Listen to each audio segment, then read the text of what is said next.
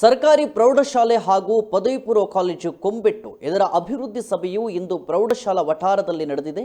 ಶಾಲೆಯ ಕಟ್ಟಡ, ಶಿಕ್ಷಣ, ಕ್ರೀಡಾಂಗಣ ಇನ್ನಿತರ ಅಭಿವೃದ್ಧಿ ಕುರಿತು ಈ ಸಭೆಯಲ್ಲಿ ಚರ್ಚೆಯನ್ನು ನಡೆಸಲಾಗಿದೆ.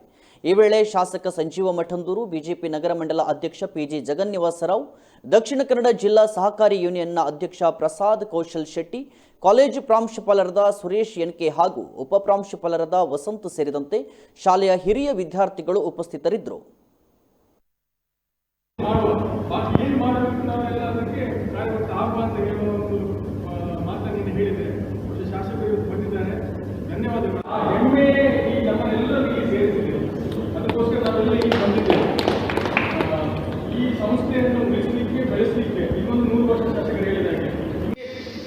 ಪರಿವರ್ತನೆ ಮಾಡಬಹುದಾ ಅಥವಾ ಈ ಸ್ಟೇಜ್ ಅನ್ನು ಮತ್ತು ಇದನ್ನು ಒಂದೇ ರೀತಿ ಎಲ್ ಶೇಪ್ ಅಲ್ಲಿ ಕಟ್ಟಬಹುದಾ, ಯಾವ ರೀತಿ ಮಾಡಬಹುದು ಅಂತ ಹೇಳೋ ಒಂದು ನಿರ್ಧಾರ ಎಲ್ಲ ಒಮ್ಮತದಿಂದ ಬಂದರೆ ಅದರೊಟ್ಟಿಗೆ ಗಣೇಶ್ ಅವರು ಹೇಳಿದರು.